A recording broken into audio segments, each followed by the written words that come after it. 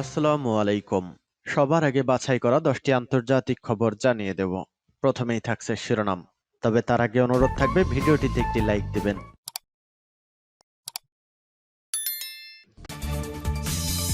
পুরোদমে ইসরায়েল ফিলিস্তিন যুদ্ধ চলছে, জানিয়ে দেব আমাদের হাতে থাকা সর্বশেষ গুরুত্বপূর্ণ আপডেট। আন্তর্জাতিক সংবাদ, গাজায় যুদ্ধ চলবে, নেতানিয়াহুর ঘোষণা। এরপর জানিয়ে দিব ইউক্রেনের যে কোনো বিদেশি সামরিক ঘাঁটিতে হামলা চালাবে রাশিয়া, বলছে মেদভেদেব।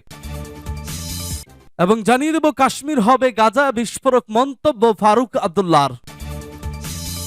এবং আরো জানিয়ে দেব বাইডেনের নির্দেশে ইরাকে ক্ষেপণাস্ত্র হামলা।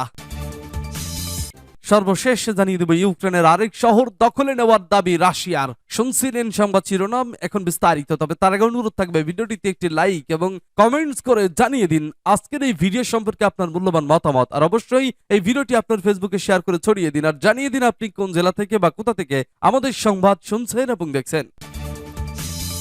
গাজায় যুদ্ধ চলবে, ঘোষণা নেতানিয়াহুর। ফিলিস্তিনের অবরুদ্ধ গাজা উপত্যকায় হামাসের বিরুদ্ধে যুদ্ধ চালিয়ে যাওয়ার অঙ্গীকার করেছেন ইসরায়েলের প্রধানমন্ত্রী বেনিয়ামিন নেতানিয়াহু। একই সঙ্গে আগামী দিনে সেখানে হামলা জোরদারের কথা জানিয়েছেন তিনি। সোমবার গাজা সফর শেষে নিজে দলের সদস্যদের সঙ্গে এক বৈঠকে এসব কথা বলেছেন নেতানিয়াহু, খবর বিবিসির। কয়েকদিন আগে ইসরায়েলের প্রধান মিত্র যুক্তরাষ্ট্রের পররাষ্ট্রমন্ত্রী অ্যান্টনি ব্লিংকেন গাজায় ইসরায়েলি হামলার মাত্রা কমানোর আহ্বান জানান, কিন্তু যুক্তরাষ্ট্রের আহ্বানে কর্ণপাত না করে উল্টো গাজায় হামলা জোরদারের কথা বললেন নেতানিয়াহু। ক্ষমতাসীন লিকুদ পার্টির এক সভায় নেতানিয়াহু জানান সোমবার তিনি গাজা সফর করেছেন। সফরকালে তিনি ইসরায়েলি সেনাদের সঙ্গে দেখা করেছেন। তারা তাকে শেষ পর্যন্ত লড়াই চালিয়ে যাওয়ার আহ্বান জানিয়েছেন। এরপর ইসরায়েলি প্রধানমন্ত্রী বলেন, আমরা থামছি না, আমরা লড়াই চালিয়ে যাব, আমরা আগামী দিনে হামলা আরো জোরদার হবে। এটি একটি দীর্ঘ যুদ্ধ চলেছে, এই যুদ্ধ এখনো শেষের কাছাকাছি আসেনি। 7 অক্টোবর দক্ষিণ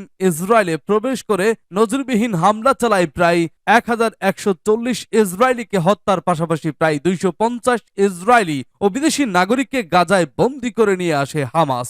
একই দিন হামাসকে নির্মূল এবং বন্দীদের মুক্তি নিশ্চিত করতে ফিলিস্তিনি স্বাধীনতাকামী এই সংগঠনের বিরুদ্ধে যুদ্ধ ঘোষণা করে ইসরায়েল। গত নভেম্বরের 7 দিনের যুদ্ধবিরতি চুক্তির বিনিময়ে 110 ইসরায়েলি বন্দীকে হামাস মুক্তি দিলেও এখনও তাদের হাতে শতাধিক বন্দী আছেন। টানা 11 সপ্তাহের ইসরায়েলি হামলায় গাজায় 20,674 জন ফিলিস্তিনি নিহত হয়েছেন বলে জানিয়েছে ফিলিস্তিনের স্বাস্থ্য মন্ত্রণালয়। আহত হয়েছেন আরও 55,000-এর মতো মানুষ। ইউক্রেনের যে কোনো বিদেশি সামরিক ঘাঁটিতে হামলা চালাবে রাশিয়া, বলছে মেদভেদেব। রাশিয়ার নিরাপত্তা পরিষদের ডেপুটি চেয়ারম্যান দিমিত্রি মেদভেদেব টেলিগ্রামে বলেছেন, ইউক্রেনে বিদেশি সামরিক ঘাঁটি স্থাপন করা হলে মস্কো নিশ্চিতভাবে হামলা চালাবে। ইউ দ্বারা ইউক্রেনের জন্য নিরাপত্তা গ্যারান্টি সংক্রান্ত ঘোষণার কথা উল্লেখ করে তিনি বলেছিলেন যে নথিটি কাগজের একটি জঞ্জাল, যার কোনো অতিরিক্ত মূল্য নেই।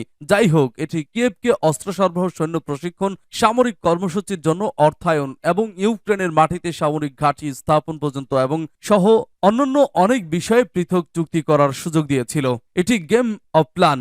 আমরা আপনাকে ন্যাটোতে যোগ দিতে দেব না, কারণ আমরা রাশিয়ার সাথে যুদ্ধ চাই না। তবে ব্যক্তিগত ন্যাটো সদস্য দেশগুলোর সাথে সম্পর্কের ক্ষেত্রে কোনো বাধা নেই। আসলে প্রশ্নটি এখন তারা কিভাবে ওয়াশিংটন চুক্তির অনুচ্ছেদ 5 ব্যাখ্যা করবে। অন্য কথায়, যখন রাশিয়া এমন একটি ঘাঁটিতে হামলা চালায় যা অনিবার্য, কারণ এক ধরনের একটি ঘাঁটিতে অবস্থানরত সৈন্যদের সেখানে যুদ্ধের জন্য বিশেষভাবে মোতায়েন করা হবে আমাদের বিরুদ্ধে, তাহলে মিত্ররা কি ন্যাটো সদস্য রাষ্ট্র দ্বারা প্রতিষ্ঠিত একটি ঘাঁটি ধ্বংস করার জন্য আমাদের দেশে সম্মিলিত প্রতিক্রিয়া দিতে প্রস্তুত হবে? রাজনীতিবিদ জিজ্ঞাসা করেন। 14 ধারা উত্তর আটলান্টিক চুক্তি, যা সাধারণত ওয়াশিংটন চুক্তি নামে পরিচিত, 1949 সালে স্বাক্ষরিত হয়েছিল। এইভাবে উত্তর আটলান্টিক চুক্তি সংস্থা প্রতিষ্ঠার ভিত্তি স্থাপন করে সম্মিলিত প্রতিরক্ষা নীতি চুক্তির অনুচ্ছেদ 5 এ অন্তর্ভুক্ত ন্যাটো মিত্রদের আক্রমণের ক্ষেত্রে একে অপরের প্রতিরক্ষায় আসতে বাধ্য করে। সূত্রতাস। কাশ্মীর হবে গাজা, বিস্ফোরক মন্তব্য ফারুক আব্দুল্লাহর। অধিকৃত কাশ্মীর সমস্যা নিয়ে পাকিস্তানের সঙ্গে বৈঠকে বসতে হবে ভারতকে, না হলে ভূস্বর্গের হাল হবে গাজার মতো। মোদী সরকারের সমালোচনা করে এমনই বিস্ফোরক মন্তব্য করলেন কাশ্মীরের সাবেক মুখ্যমন্ত্রী ফারুক আব্দুল্লাহ। ঠিক কি বলেছেন ফারুক আব্দুল্লাহ? মঙ্গলবার সাংবাদিকদের মুখোমুখি হয়ে ন্যাশনাল কনফারেন্সের প্রধান বলেন, প্রধানমন্ত্রী নরেন্দ্র মোদীও বলেন, যুদ্ধ কোনো সমস্যা সমাধানের বিকল্প পথ নয়, বৈঠক বা আলোচনার মাধ্যমে সমাধানে আসা উচিত। তাহলে কোথায় বৈঠক হচ্ছে?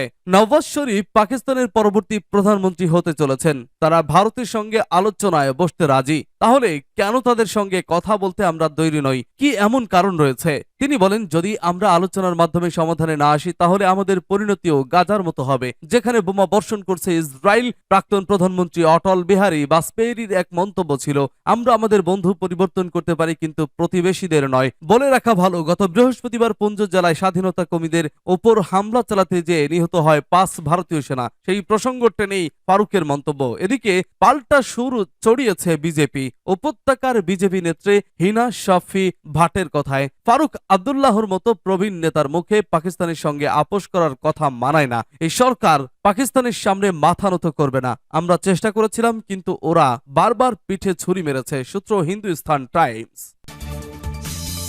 বাইডেনের নির্দেশে ইরাকের ক্ষেপণাস্ত্র হামলা। যুক্তরাষ্ট্রের প্রেসিডেন্ট জো বাইডেনের নির্দেশে মঙ্গলবার ইরাকে ক্ষেপণাস্ত্র হামলা চালিয়েছে মার্কিন সামরিক বাহিনী। ইরাকের কাতাইব হিজবুল্লাহ মিলিশিয়া গোষ্ঠীর বিভিন্ন স্থাপনা নিশানা করে এ হামলা হয়েছে।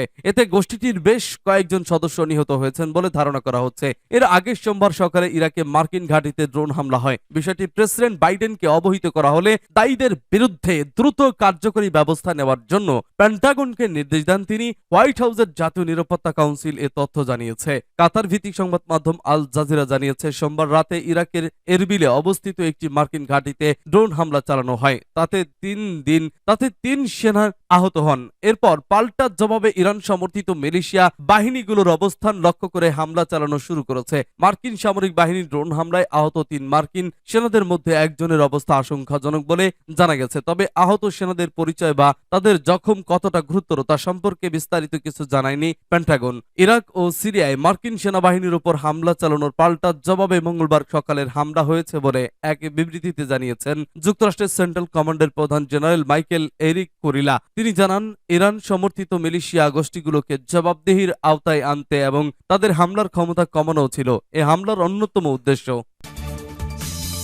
ইউক্রেনের আরেক শহর দখলে নেওয়ার দাবি রাশিয়ার। ইউক্রেনের পূর্বাঞ্চলের মেরিঙ্কা শহর রুশ সেনাবাহিনী নিজেদের নিয়ন্ত্রণে নিয়েছে বলে দাবি করেছে রাশিয়া। তবে মস্কোর এমন দাবি তাৎক্ষণিকভাবে অস্বীকার করেছে কিয়েভ। সোমবার এক প্রতিবেদনে এসব তথ্য জানিয়েছে ব্রিটিশ বার্তা সংস্থা রয়টার্স। দনেতস্ক শহর থেকে মাত্র প্রায় 5 কিলোমিটার দক্ষিণ পশ্চিমে অবস্থিত মেরিঙ্কা আয়তনে খুব ছোট হলেও কৌশলগত দিক দিয়ে এর বেশ গুরুত্ব রয়েছে। শহরটি দখল করার বিষয়ে রাশিয়ার দাবি সত্য হলে গত মে মাসের পর এটি হবে মস্কোর সবচেয়ে উল্লেখযোগ্য অর্জন। মে মাসে ইউক্রেনীয় শহর বাখমুত দখল করেছিল রুশ বাহিনী। সোমবার টেলিভিশনে সম্প্রচারিত এক বৈঠকে রাশিয়ার প্রেসিডেন্ট ভ্লাদিমির পুতিনকে প্রতিরক্ষা মন্ত্রী সের্গেই শোইগু বলেন, আমাদের অ্যাসল্ট ইউনিট আজকে মেরিঙ্কো শহরকে পুরোপুরি দখলদার মুক্ত করেছে। শোইগু আরো বলেন, 9 বছর ধরে ইউক্রেনের সশস্ত্র বাহিনী শহরটিকে শক্তিশালী সুরক্ষিত এলাকা হিসেবে তৈরি করেছে। এটি ভূগর্ভস্থ প্যাসেজ দ্বারা সংযুক্ত।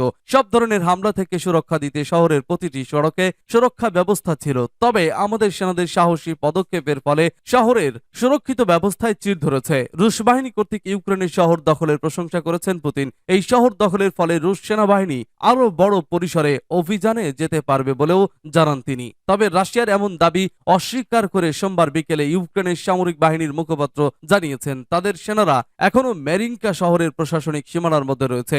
এই শহরের নিয়ন্ত্রণ নিতে তাদের লড়াই চলছে। পুরোপুরি নিয়ন্ত্রণে নেওয়ার দাবি করা হলে তা ভুল হবে। রাশিয়া বা ইউক্রেন দুপক্ষের কারো দাবি স্বাধীনভাবে যাচাই করতে পারেনি রয়টার্স।